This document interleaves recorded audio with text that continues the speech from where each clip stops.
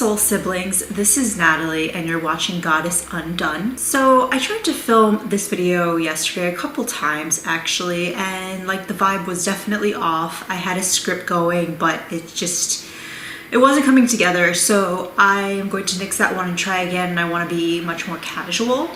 So my intent with this video is to talk a little bit about my experience during the COVID-19 pandemic and just some insights that I've gained that have really helped me and that might be helpful to some of you guys. I just feel like I kind of came to some insights that I think are really important.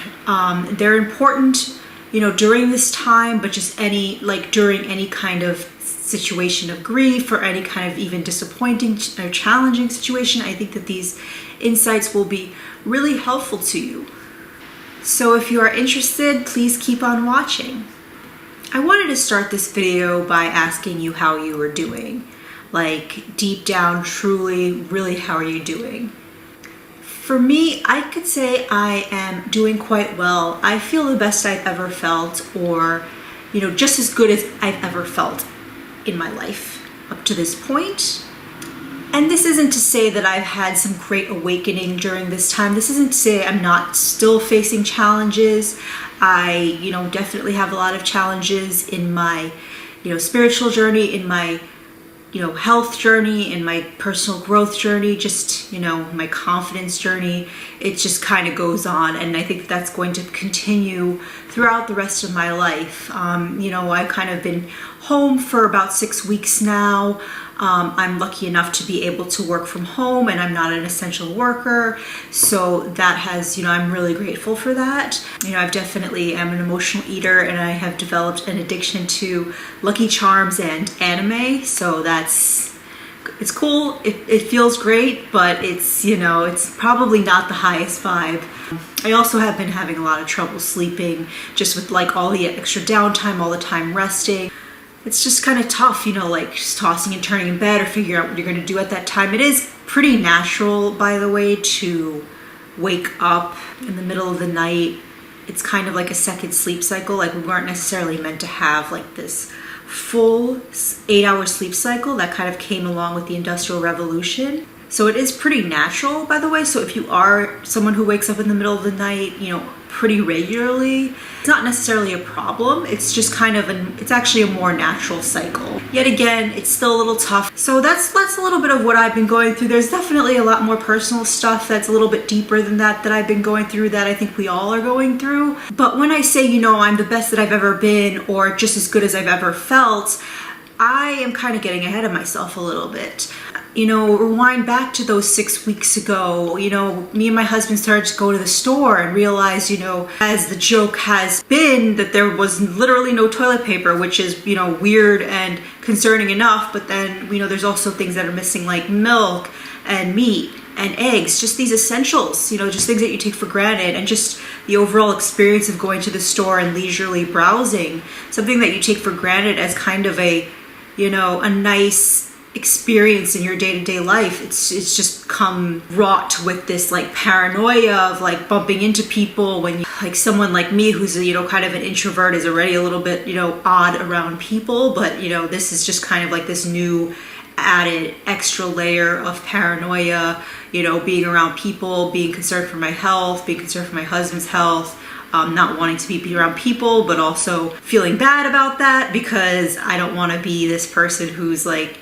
who kind of is distrusting of people. But that's just kind of the situation. That's just the challenge of the situation, right? So I think that was pretty disheartening. I think that was disheartening for a lot of us. I think also for me at the beginning, the way that I was interacting with the media was pretty obsessive. So I think that, going forward, and since the initial shock of this whole pandemic situation, I think it is paramount for myself, if not anyone else or the collective in general, to really examine their relationship with the media. For me, I was obsessively checking CNN.com, just hoping that there would be good news, hoping that things would kind of like start to blow over, which I don't think any of us really expected the long-term timing of this whole situation. I think now we're becoming a lot more accepting, and humans are very resilient. So I feel like it's, we're kind of coming into a better place, but at first it seemed kind of scary and impossible.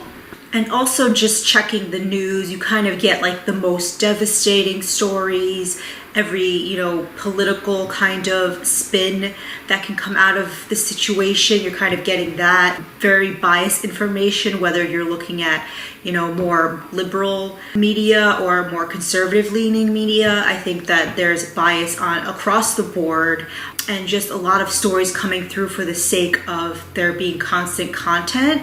And I do feel like a lot of these stories, even for reputable media companies, are not really vetted and researched as thoroughly as they could be. I feel like they're just throwing out a lot of content, that's primarily negative, that primarily, invokes fear, and just things that aren't properly researched, just any kind of like news that's coming. I was listening to a podcast, and it was referred to as an infodemic, which I think is quite accurate, because it's, we have the pandemic, of course, which is devastating, but in addition to that, we're being bombarded, and it is creating trauma in the collective, I would say, which is definitely something that we're going to be dealing with for the rest of our lives, I would say, for sure. And even rewinding a little more back to before the US and the Northeast started the lockdown. So I live in New Jersey, so I'm kind of like really close to the epicenters.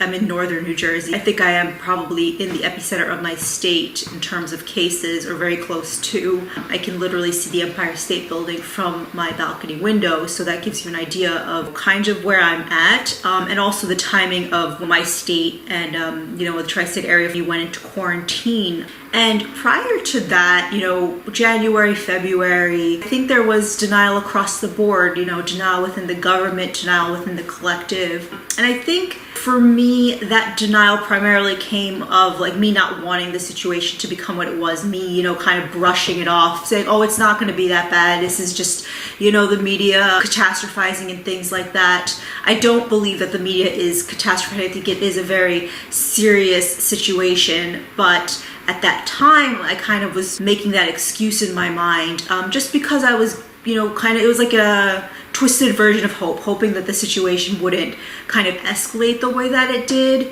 There was that sense of denial or brushing it off or saying, oh, it's like the flu. I am guilty of saying that as well.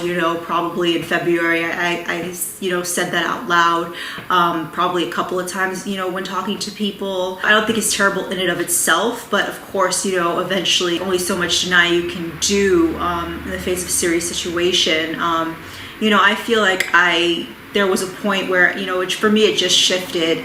I just started to feel very uncomfortable, being out, in public transportation, hearing people constantly talk about it at work, the constant news, whether I was looking at it or not at this point.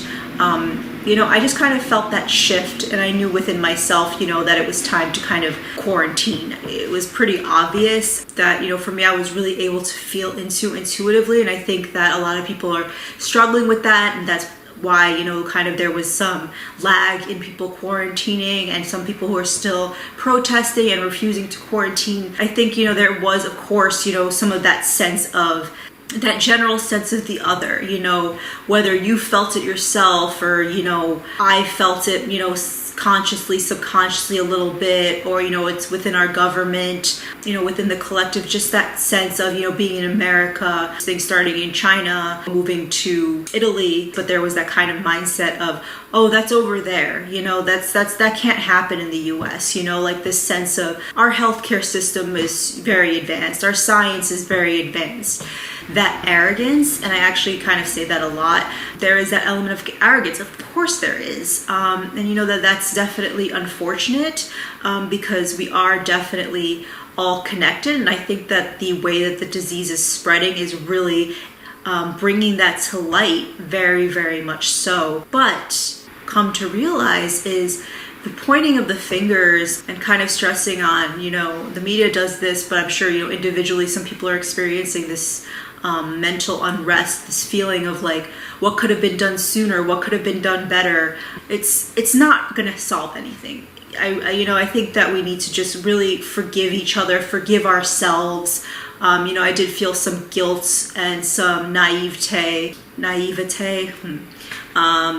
in terms of how, I kind of responded to the situation initially. We shouldn't be so hard on the collective, on ourselves. I don't think it really solves anything to point fingers. I think that, there is very much a human reaction across the board. There's a lot of scrambling, not knowing what's going on. And I want to speak a little bit to also the gravity of the situation. I mean, I am very sheltered and lucky to be in the situation that I'm in, where I and many, of us might find ourselves in, where we are not essential workers, where we are able to still work from home and get, our full income. When I speak about, what's going on in my experience, I do understand that I have, several filters over it that a lot of people don't have. A lot of people are a lot closer to it, of course. It's terrible and it's terrifying. This disease spreads like wildfire, and it's kind of impossible to not engage with that because the statistics are escalating so quickly.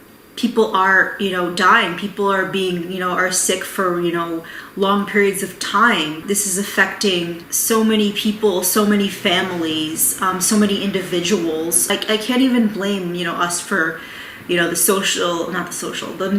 the media, interaction, because, it's like rubbernecking on the highway. How are you supposed to look away? And you also want that good news, especially me. I know that was definitely a case for me at the beginning, a good news that never seems to come. And I think, what's really harsh about this situation, it kind of shows, that every action has the equal and opposite reaction. It makes it quite abundantly clear. It reminds us of this. The upside, is to show that we are really all connected, to the earth, and as a species, which is actually quite beautiful in a way, but it also shows how reliant we are and how easily we are, our little worlds, our little bubbles can be burst. Essentially reminds us of our fragility. It reminds us that one day we're all going to die, how close to death we really are. Everybody knows of somebody who's passed away, and most people know someone personally who's passed away. So it's definitely just like a stark reminder of this kind of reality that, we kind of try to push into the back of our minds a lot of the time. Me personally, death is one of my heaviest fears. I haven't come to terms with it personally. I think it's beautiful if you have been able to do that in your life. But, I can't say that I have, and I'm sure most of us haven't. So it kind of it just really reminds us of that. And it really shows, hey, you might not come out of this situation. It might happen to you. You're not, just because you're sheltered in place doesn't mean you're not going to the store or not outside ever. Like, anything can happen. It could still come to you. It could still come to a family member. And there's so many people that are being affected, whether personally or are affected directly or not. There's so many people, there's so much anguish out there. But, it's also a really humbling situation. And what if I were to ask you if this humility were actually a gift? I think that humility is a salve for denial. It allows us to see and feel into our smallness within the grand scheme of things. And when I say smallness, I don't mean playing small. That's a different thing altogether. But just, our place within the grand scheme of things, our smallness within the grand scheme of things. Humility really kind of reminds us of that, and brings that out to light and allows us to feel into our fears. And it gives us the grace to live with the reality and the harsher truths of the situation, of this situation or any, challenging situation. Or humility allows us to feel into our fears, our anger, our disappointment, work through them and let them pass. It reminds us not to take life so seriously. It allows us to see the joy in simple everyday things. I think that while, this humility or this humbling that the situation has brought about can make you really feel like you don't have any control, I think it is the right kind of response. And I think once I came to terms with the humbling of the situation, I think that that's when I was able to kind of start to work through some of the more pressing fears and anger and anxiety that were going on. And even in a general sense for my life, I think that kind of working through a lot of that, being more humble to a lot of the situations in my life, it's just really helps me a lot, because it kind of makes me realize, what could I do? I don't have any control. There's so much that, is just kind of left to chance. There's so many bad things, challenging things that do come up. But when we feel humility, or when we feel humble, there's a sense of reverence. There's a sense of, kind of bowing down to the universe, the things that are outside of our control, the things that are challenging, disappointments. There's just that sense of reverence, like, things are like, I don't have control. The situation is bad. The situation is scary. I've made mistakes that have brought me to a certain place, so on and so forth. It allows you to feel through those things and know those things, but still kind of be able to take that, to have that grace bestowed upon you, to be able to live in joy in spite of this, because you're not denying the reality anymore. Humility allows us to surrender. It allows us to kind of make a choice to continue to try to conquer, or anything that we try to conquer will conquer us. We can continue to try to play gods and control our environment and be enslaved by the worst parts of our egos. We can continue to feel fear and anxiety about this current situation, this current pandemic, or just anything, that's kind of on the horizon in life that you can't control, that you're worried about. All of that can, absorb you, or you can kind of continue to maintain that arrogance, that separate feeling, like, that's not me, that's separate from me, that's better than me, or that's worse than me. You can kind of continue to live that way, but those are excruciating ways to live, and I've lived that way for most of my life, and I feel like it's definitely excruciating, and it's definitely the time, for me and for the collective to kind of put a stop to it. I think that's when people say you can't look at things like that, when you're kind of in a negative tailspin, when you're talking to someone and kind of talking about everything you're worried about, or everything that you're upset about, or disappointed about, and someone says to you, you can't think about it that way. That never really made sense to me before, but I think it just means like, it almost means like, you can think about it that way. All these things are very real in our lives. I don't really give into this like illusory concept. I think that, this is all very real, what's going on. And it touches us very deeply, and we can live our lives in fear. We can live our lives pointed in that direction. But we can also live our lives, with that humility, just knowing like, I don't have this under control. Anything can happen. I feel fear sometimes.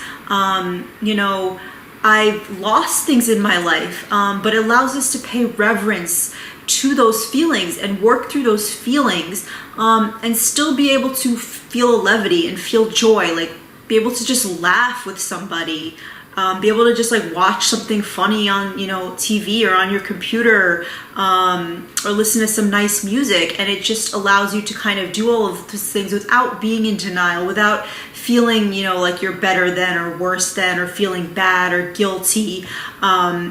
You've acknowledged, with the humility, you've acknowledged the realness, the gravity, the depth, the fucked upness, the scariness, the lack of control. You've acknowledged all of that through humility.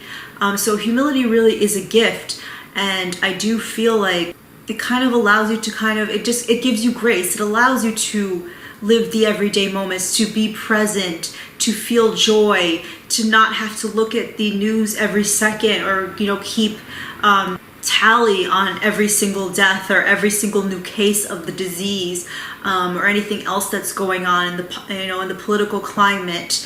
It allows you to kind of know that these things are happening and pay reverence to them, to the people that we have lost, while still being able to kind of be present in your own life, to say, I feel healthy today.